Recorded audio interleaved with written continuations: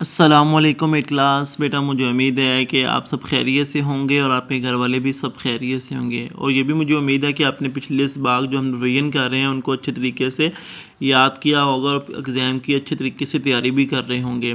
تو آج جو ہے ہم سورہ یاسین کا رکوع نمبر 4 کریں گے، بک کے پیج نمبر 145 پر 145 پہ ہے۔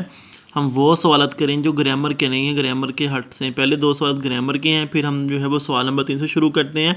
سور پھونکے جانے پر قیامت کے حالات تحریر کریں، تو اس کا جواب جو ہے بک کے اوپر ہی تھا۔ یہاں شروع سے ترجمے شروع ہوتا ہے، اور جس وقت سور پھونکا جائے گا، یہاں سے لے کر یہاں تک میں نے جو ہے وہ اس کا جواب کروایا تھا، یہاں تک کی جو ہے اس کا جواب ہے، اور برے لوگ جہنم میں داخل ہوں گے۔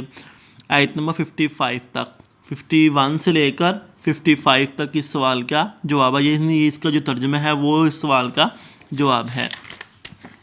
اب سوال نمبر 4 ہے، اللہ تعالیٰ نے اولاد آدم علیہ السلام سے کیا عہد لیا تھا؟ اس کا جواب ہے، اولاد آدم علیہ السلام سے یہ عہد لیا تھا کہ صرف اللہ کی عبادت کرنا، کیونکہ یہی سیدھا راستہ ہے، اللہ کی عبادت کرنا ہے۔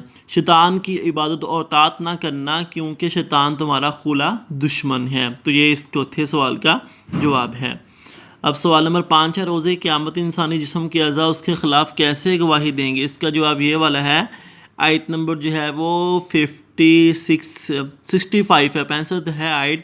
ان کے منہوں پر مہر لگا دیں گے، اور جو کچھ جو کرتے رہے تھے ان کے ہاتھ ہم سے بیان کر دیں گے، ان کے پاؤں ان کے خلاف گواہی دیں گے اور وہ کچھ نہ کر سکیں گے۔ تو یہ اس سوال کا جواب ہے۔ تو آپ نے کیا کرنا ہے، ان تینوں سوالات کو اچھے طریقے سے یاد کرنا ہے۔ اگر کسی نے جو ہے وہ ان کے نشان نہیں لگائے، وہ نشان بھی لگا لے، اور کسی نے جو چوتھا سوال نہیں لکھا تو یہ بھی لکھ لے، اور ان کو پھر اچھے طریقے سے یاد کر لیں گے۔